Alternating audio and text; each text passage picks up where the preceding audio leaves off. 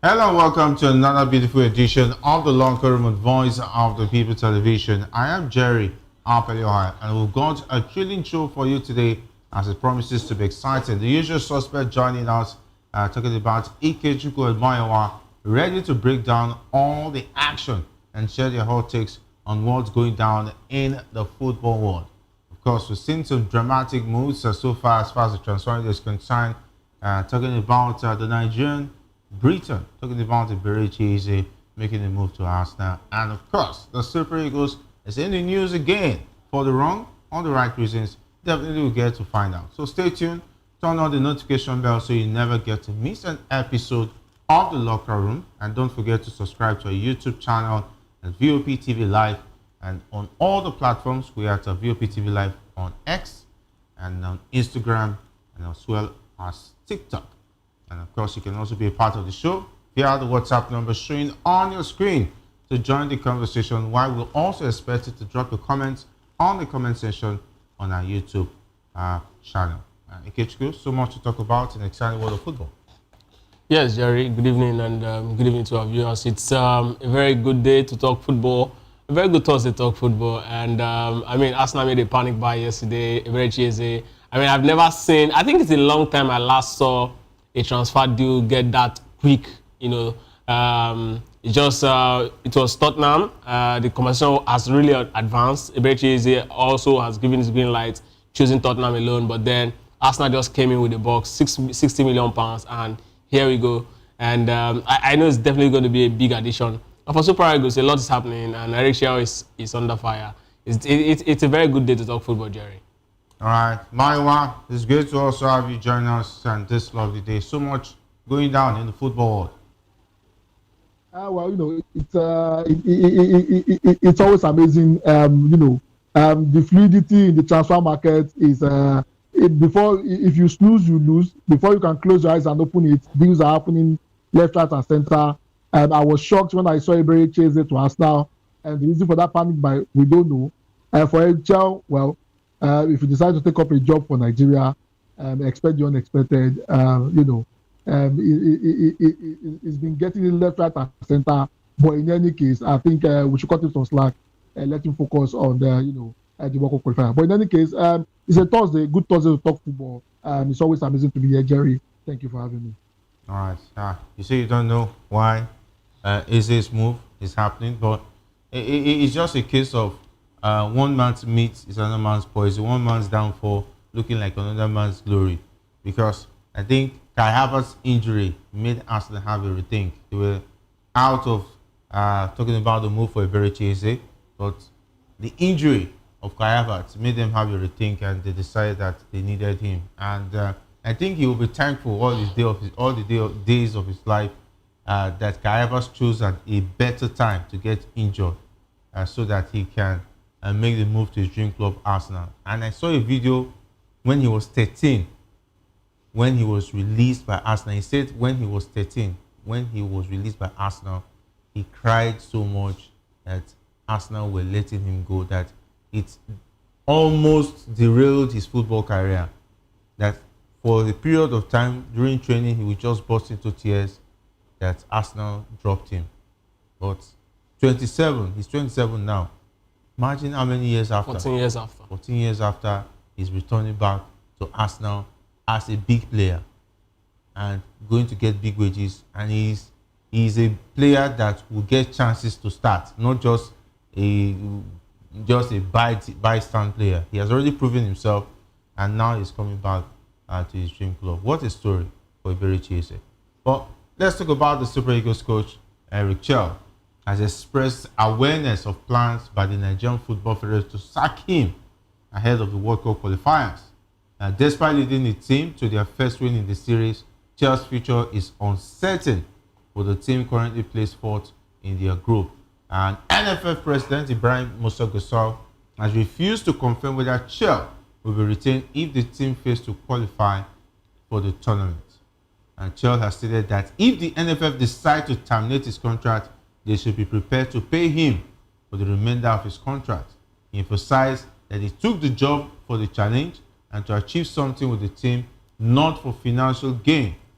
And despite doubts about Nigeria's chances of qualifying, Chelle remains focused on preparing his players for the remaining matches. And of course, the coach has also expressed concerns about the lack of communication from the NFF, stating that he has had limited contact with the Federation's president and general secretary since taking charge. With the qualifiers nearing a critical stage, Chelle's future hangs in the balance, and it remains to be seen whether he will lead the Super Eagles to the World Cup. I want to take this stage by stage. I want to start with the fact that he expressed awareness that with plans for the NFF to sack him ahead of the World Cup qualifiers. Is that even possible or thinkable? Because September is around the corner. It will be the most stupid thing to do, to start thinking about sacking him ahead of September. Or maybe there was planned after the Zimbabwe game. Maybe after the Zimbabwe game they were regretting, why not let's sack him and bring Egavon back? Or maybe we made a mistake. Would there have been a thought like that, or any option to start thinking about sacking him after the Zimbabwe game, for instance? Well, it's we need to understand that bringing in a Shell, it's definitely not going to be the call of everybody in that board, right? It's a case of, the people who is the most influence actually had to bring him in. And now it's in. There are certain persons who still don't see him as the right fit. There are a lot of persons within the board who still believe that Egavon would have done the job. Even some Super Eagles ex-players also still believe that Egavon would have been a better fit to actually lead the Super Eagles to the World Cup. But here we are today, and Chelle is the man on the hot seat. Now the question is, I don't think that thought actually came after the Zimbabwe game. Perhaps a regret, but thought of sacking him, I don't think it came. It's after this Chan event that the rumor started. This guy is actually not good enough. We should not have actually hired him and all of that. Now the rumor is very much in his ears, and that's why it's coming out. The point here for me is that anything when it comes to Nigerian football, right? Nothing surprises me again. I mean, we've done the unthinkable, so this is just one of those things you look at.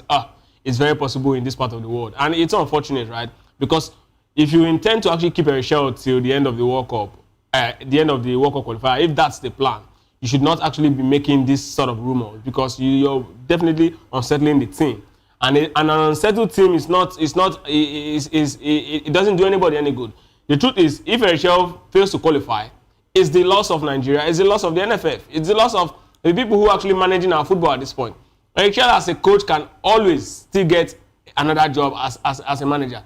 Maybe go back to Algeria, maybe go back to his home country, go back to anywhere. He's still definitely going to get a job for him. For him, life goes on. So at this point, this distraction is not needed, and it's unfortunate that we're having this conversation. But like I said, people managing our football really do not understand the act and the psychology behind what happens and how it affects the result on the field. All right, let's go for a quick breather. When we come back, we'll still be taking a look at the NFF versus Eric Chelle situation. We'll be right back.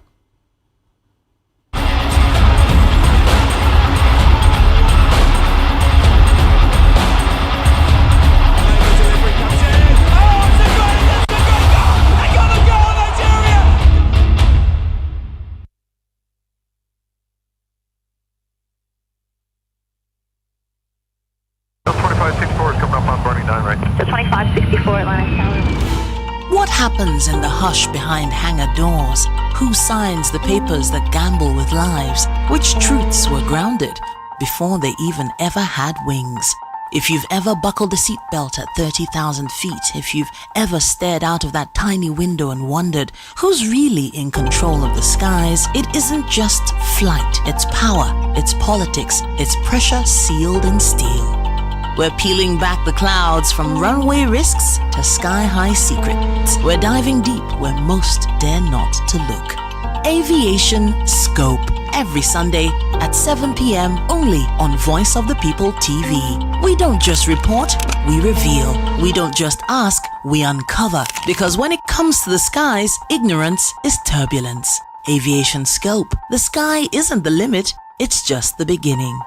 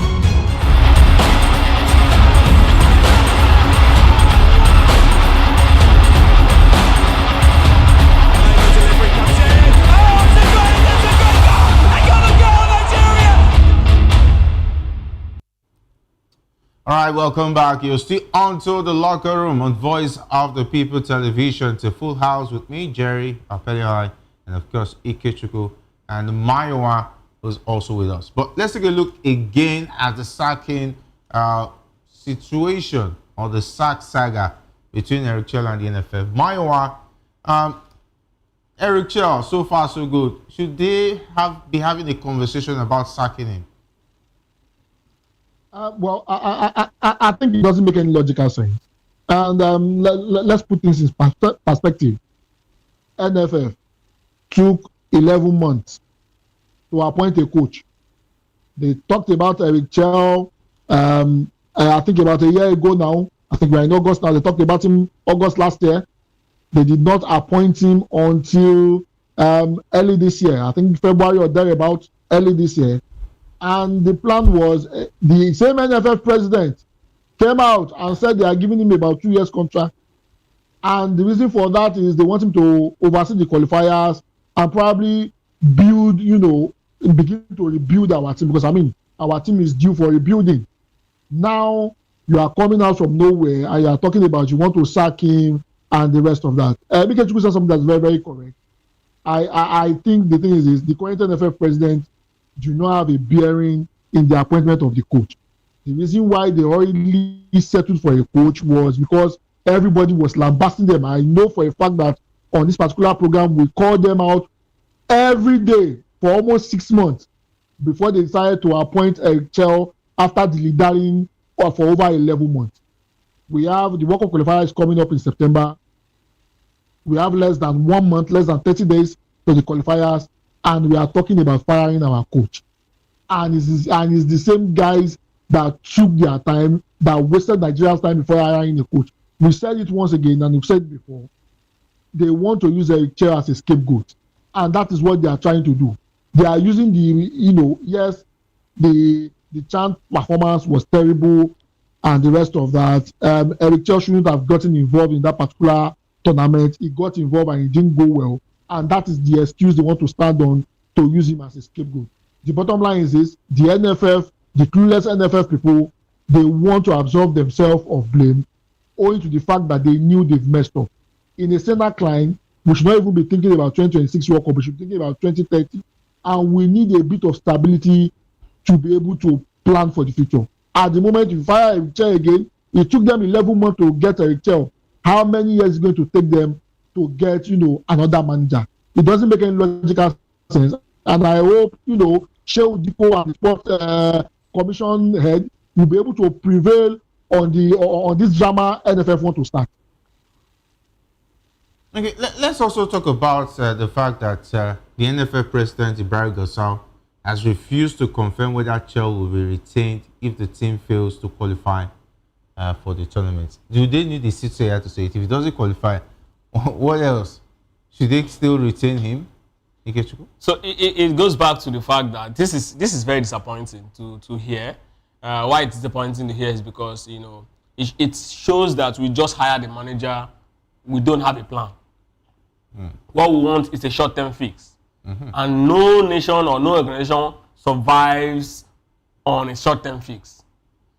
If the reason why you are hiring a Chelle is to actually just qualify us for a tournament, why are you hiring him for 2 years? Why are you telling us his contract runs for 2 years? Just tell him qualifiers ends before December, it's over, right?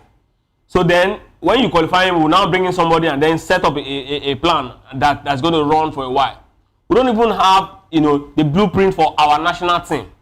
Let's even leave our football generally, club level and all. We don't have a blueprint for our national team.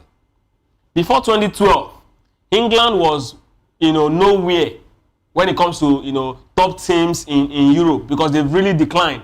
When they go for a major tournament, you see them get knocked out in the quarterfinals. You see them get knocked out. They've not even won the World Cup at the under 7 and under 20 level. Then until the likes of Danashot and Co.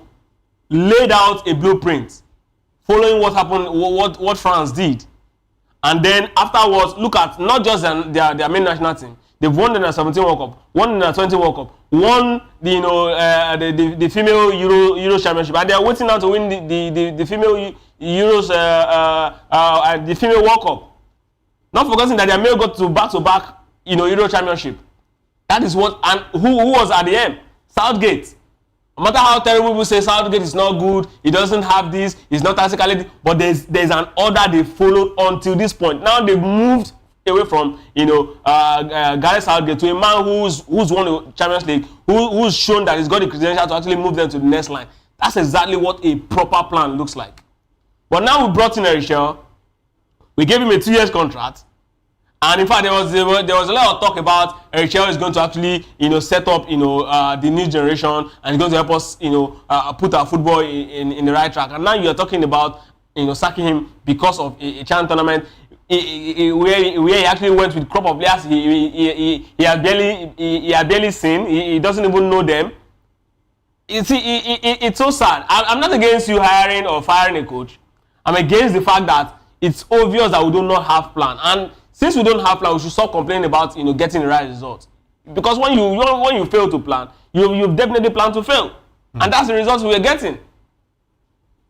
All right, Maiwa, the NFF president has refused to talk about whether he's going to be sacked or will be left behind. But should Chelle not know that his sack letter has been signed somewhere and kept somewhere? That coaches are as good as being hired and being fired. I will share typical experience from the corporate world. The moment, if you hold the management position, the moment they begin to exclude you from meetings, the moment the top decision makers, you are supposed to be part of the management team, the moment top decision makers begin to exclude you or they don't practically talk to you, it's better you begin to start packing your bag. It means, you are no longer needed. And that is what they are doing to Chelle. They are freezing me out. He doesn't get any information. How does the head coach of the Super Eagles, it's not, how do you explain him not being in communication, constant communication with the NFF? And that will go, and I can go further to tell you that if that is happening, I'm 100% sure the technical committee of the NFF, they are also shutting him out because everything works together. Let's go back to the genesis of this issue. We have said it consistently again. I think Ejikwu is very right. We do not have a plan. And the reason why we do not have a plan is this. We have decided to elect people who do not know anything about football to be at the ends of affair of our football. We can continue to talk about this issue for the next 10 years. If we do not get it right at the point of election, if we do not get it right at the state FA levels, we will continue to have this same issue over and over again. How do we explain an NFF president that doesn't know how to draw a proper plan for the Super Eagles? I mean, Ikechukwu is very correct. If you knew you wanted to hire a coach for World Cup qualifier, why did you come out? NFF president himself, Gusau, the video is there for everybody to verify online. He came out during the unveiling of Chelle to say they are keeping him for 2 years. NFF president said that himself, meaning they are looking beyond the World Cup qualifier. He came out to say he's the one that will rebuild the national team. If we are talking about rebuilding, are we thinking about the World Cup alone? No. We are thinking about a long-term plan. And everybody applauded him to say, okay, we have a long-term plan. But why are you terminating this again? Why? It shows that they don't have a plan. And the honest truth is this, Chelle, they want to make Chelle the fall guy. And that is the reason for that. If I were Chelle, I would call their bluff and just resign. Before they disgrace me, I would disgrace them. Because to be honest with you, the situation on ground is not comfortable for Chelle to be able to deliver results. He's not even sure of his job. We are going to play a very crucial match in the next 2 weeks. If something happens in that particular game, everybody will come out and blame Chelle, forgetting the fact that the NFF is not creating a conducive environment for the coach to thrive in. It's just unfortunate that we have found ourselves in this mess. And I'm appealing to all the state FAs. I'm appealing to them for the sake of Nigerian football. Election is very close by. Please do not elect people who do not know anything about football. If you continue to do this, we'll begin to get the same result that we are getting at this moment, and just so shameful. All right. I wish those people who will be attending the NFF Congress will have that at the back of their mind. But I must say that this dispensation has been one of the most woeful, poor in terms of administration. I will get to that. Because even Richard has stated that if the NFF decides to terminate his contract, they should be prepared to pay him for the remainder of his contract.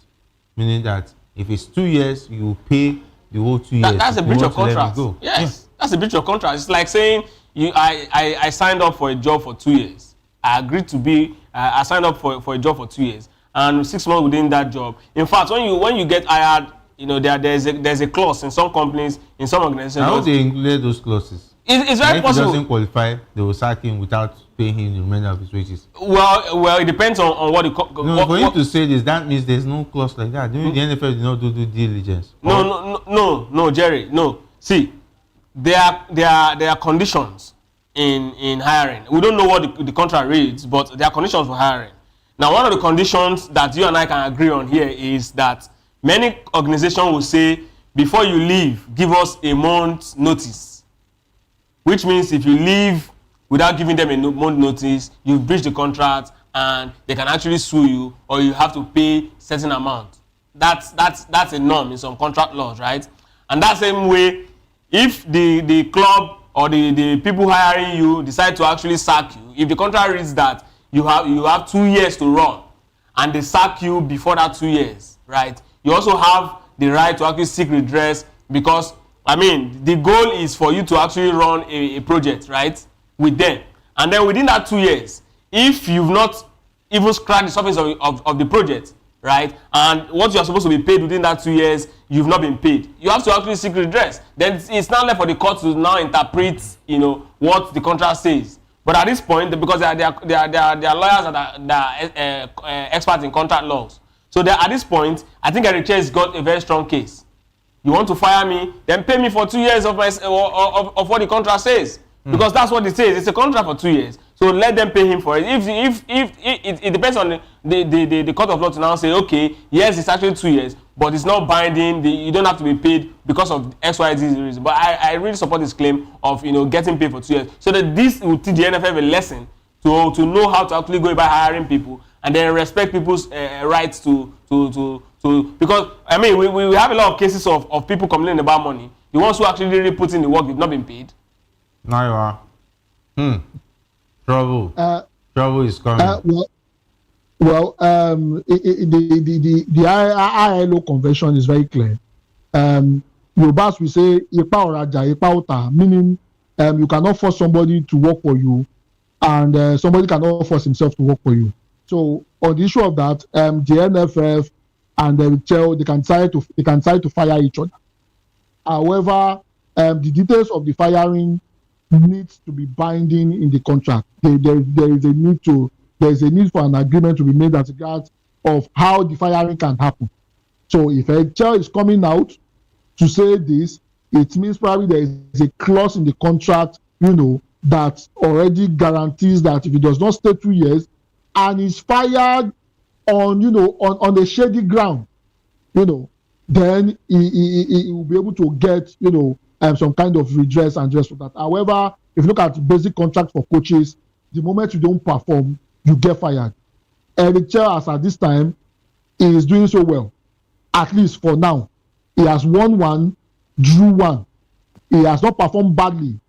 CHAN tournament is not part of the contract. If you look at how the NFL president was announcing it, I don't think the CHAN competition is tied to his performance. CHAN competition, whatever happens in CHAN competition, cannot be a yardstick for his performance. So if you are looking at it solely on the basis of the World Cup qualification, it's just the 2 games he has played, and so far he has not performed terribly. So if NFF goes ahead to fire him and there is a clause that is safeguarding him in that contract, then NFF will be required to pay. However, the question is this: when we are drawing up contract, did the NFF do their due diligence to ensure that they cover themselves from this kind of liability? I doubt if they do that. And the reason why I'm saying that is this: over times, we have seen the NFF fumble issues of administration.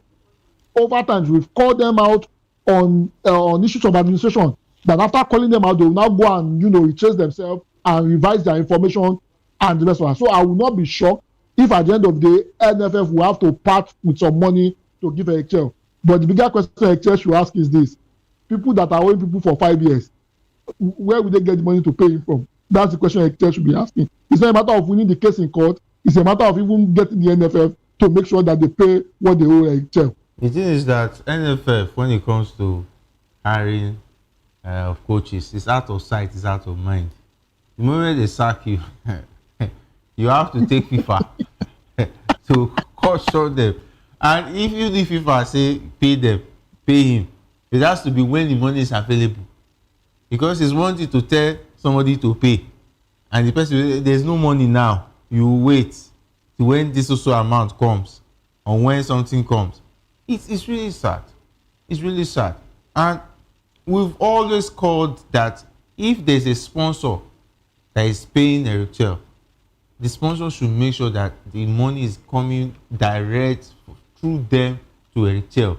There should be no middleman, because there will be surcharge, there will be tax, there will be VAT, and so on and so on. There will be what? And say, CV, I rate, a retail will have to say to party arrangement. There will be in my account it pass. They will debit me. Account Account charges, bank charges. What's this?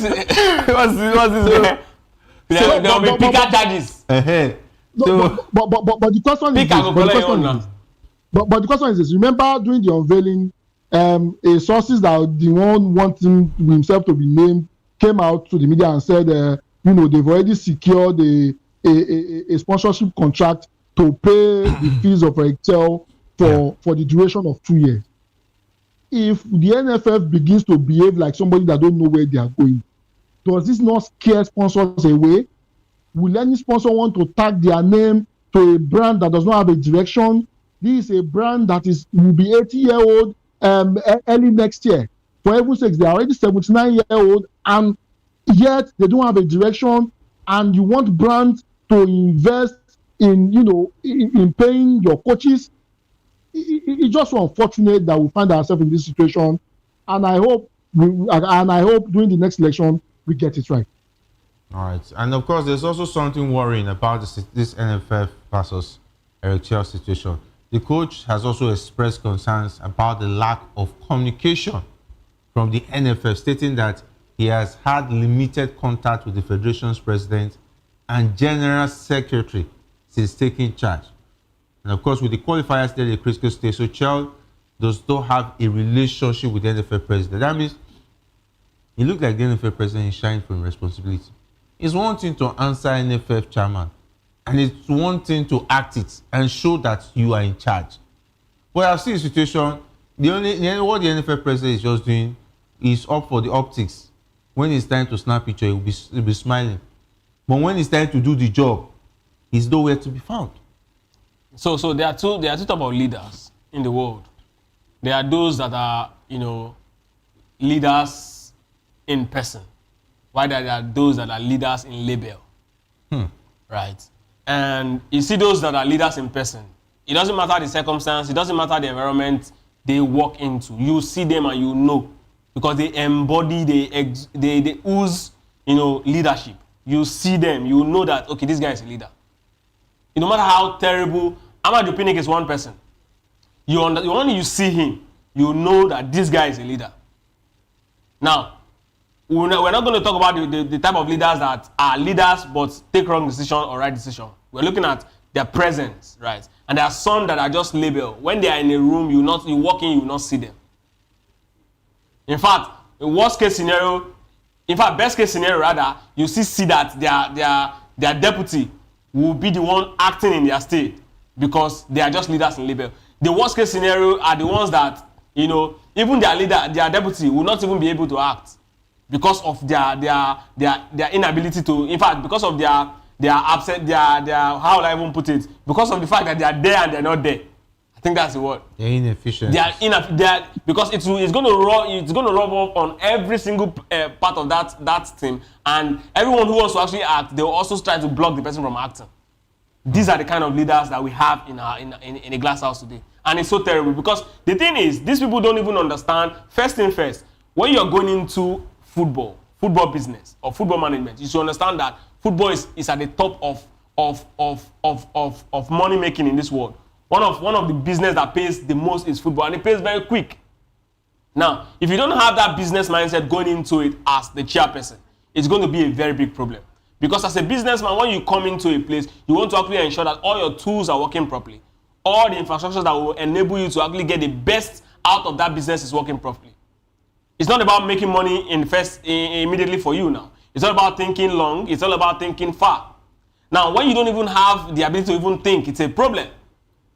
So how do you even understand that, okay, I need to put this in place for the likes of Osimhen and, you know, every other players to want to actually give their best for the Super Eagles? How do you even do what you need to do to ensure that the players actually have to train, you know, at the optimum? And then it goes back to understanding that, okay, yes, this is the kind of coach that we need to continue the tradition of the Super Eagles, if you at all understand the tradition of the Super Eagles. Right. So it's all about understanding and having a business mindset. And these people in the glass house today, they don't even have it. And that's where the problem starts. So until we have people, the real square peg in the real square hole, we are going to continue to have a conversation like this that will lead to nowhere. This one, see, now this administration has succeeded in delivering, you know, the Mission X. By hook or crook, if the Super Eagles wins the Nations Cup, they will also add that to their feather. And then we'll go back in history. That's one funny thing about history. You look back and say, okay, this administration delivered Mission X, they delivered the 4th Nations Cup of the Super Eagles, if we win the Super Nations Cup next year. And it becomes a case of they were successful compared to the people who actually created a plan, created a structure, created a project that will eventually give us long-term results. That's why I was talking about our lack of long-term, you know, plan. We don't have it, and it's going to affect every single thing that we do, every single thing that we touch. Now, because we don't have plan, how can the manager, you know, not be able to, you know, communicate with the chairperson? Who hired him? Who vetoed his hiring? How can the only time you guys have had proper meeting it would have been a few months after he got the job, and afterwards there was no communication. It shows that you either did not trust him or you don't even know what you're doing. And even, let's say that's the first case. Let's say the first one is the correct answer, which means you don't trust him. How can you even hire someone you don't trust? It's pretty sad. Maiwa, Eric Chelle says he doesn't have a communication with the Secretary General and the NFL President, meaning that it looks like he's acting on his own. He's mostly kept in the dark. Well, if you are supposed to do a job, and those are supposed to do a job with, they are keeping you out of the dark, they are keeping you in the dark, it only points to one thing: they don't need him anymore, and they want to, take him out. The bottom line is this: Ikechukwu said something that's very important, and I pointed it out. You know, when the NFL president went on stage, when the Super Falcons won and started shining his teeth, I asked a question: what was the contribution of the NFL president to the success of the Super Falcons? Zero. Nothing. Now you are freezing a Chelle out. You are not talking to a Chelle, somebody that's supposed to be in constant communication with you, somebody that you're supposed to be on the same page with, in ensuring that, you know, all hands are on deck to ensure that Super Eagles qualify for the World Cup. And the thing is this: we don't have people that understand the business of football. If we qualify for this World Cup, we are looking at a revenue of over $40 million. What $40 million does, and it's even going to be, and I'm not encouraging, stealing or whatever it is. It's even going to be more money for them to do their largest, to go and carry mosquito and whatever it is. I mean, for the sake of that, they should put all they have to ensure that we qualify. But no, because of some vested interest, because of some selfish interest, they have decided to freeze Eric Chelle. The bottom line is this: they want to use Eric Chelle as a scapegoat. And the same thing they did to Finidi. In as much as, everybody blames Finidi has his own fault and the rest of that. The same thing they did to Finidi, they are doing to Eric Chelle at the moment. If I were Eric Chelle, there's no point crying over spilt milk. These guys will frustrate his effort and will not allow him to succeed as a Nigerian coach. I think if I were Eric Chelle, I'll probably be resigning and let Gusau and his band of confused guys go and sort themselves out. All right, band of confused guys. Very interesting. Well, let's go back to more news because of time, and let's talk about Berechi's situation. As talking about Arsenal legends are already talking about the move, and of course, William Gallas, a former Arsenal defender, believes Eze made the right choice by joining Arsenal over Tottenham, citing the Gunners' potential for trophies. Gallas thinks Eze's ambition would drive him to succeed at Arsenal despite the possibility of limited game time. However, Frank Leboeuf, former Chelsea star, has raised concerns about Arsenal's decision to sign Eze for £68 million.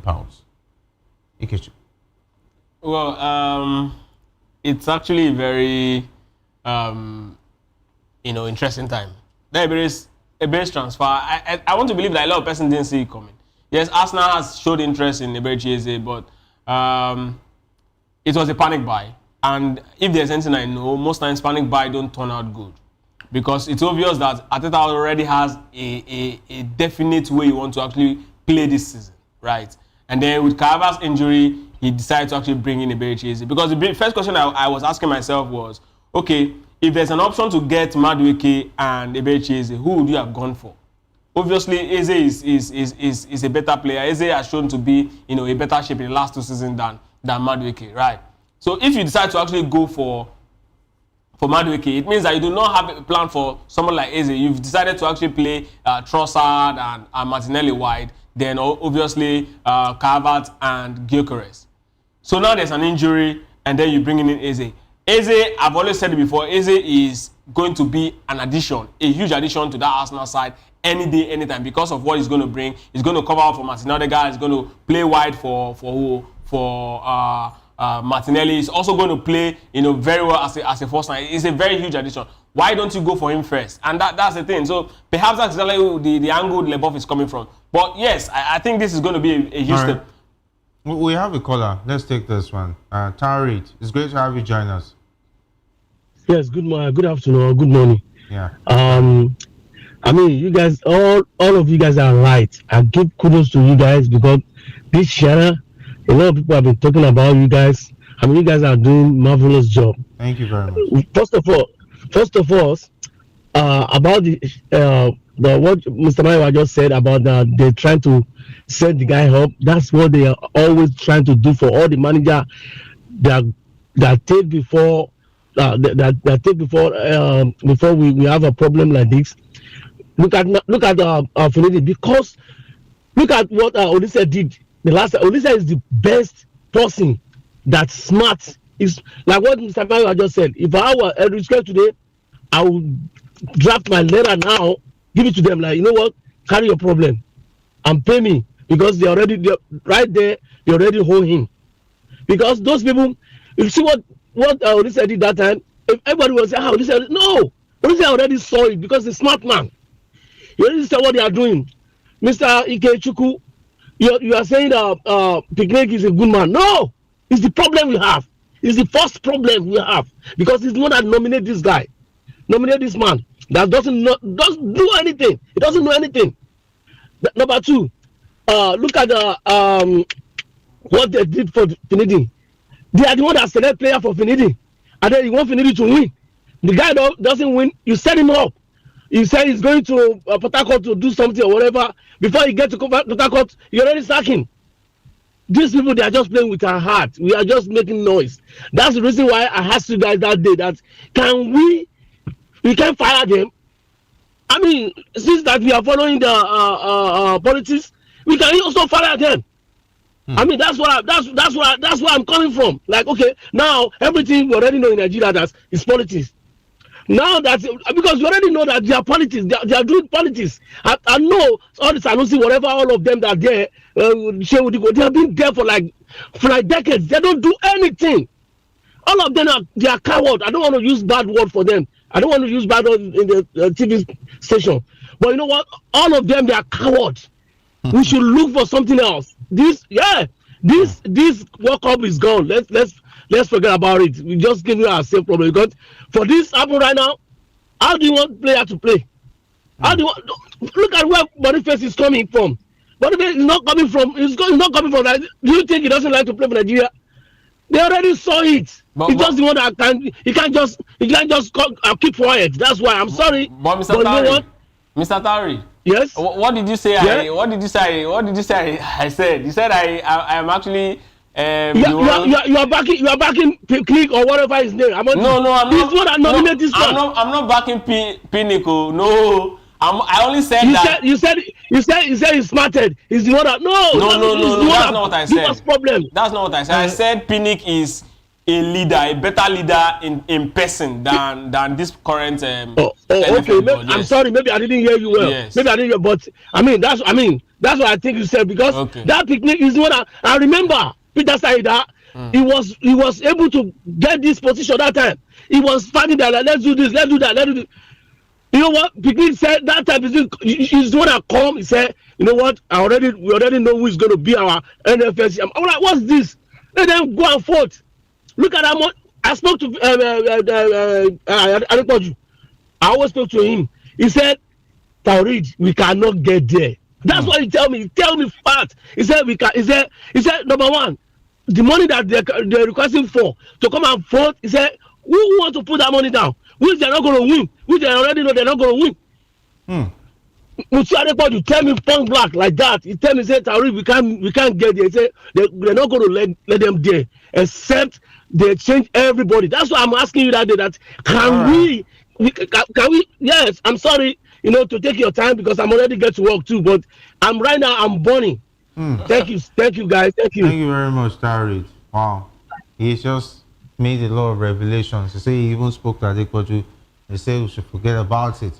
I've said it even before the game against Rwanda. I've been saying it that this World Cup qualifier we're just going to play for playing sake. The Super Eagles lost it immediately. They lost against Benin Republic.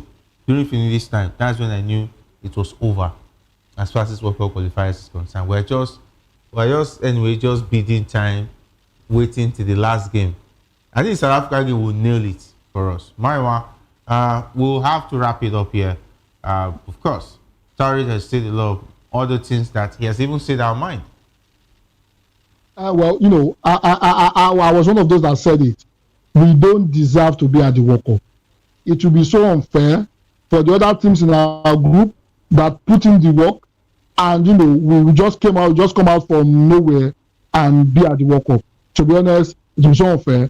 We should be thinking about 2030, and that 2030 we need to get our act right before then. If we don't get our act right and we continue like this, 2030 will not be at the World Cup. I mean, I'm an advocate for Nigeria not going to the World Cup for the next 5 editions. If we don't get our act right, we need to do better. Why the last person that said they said this 5 editions.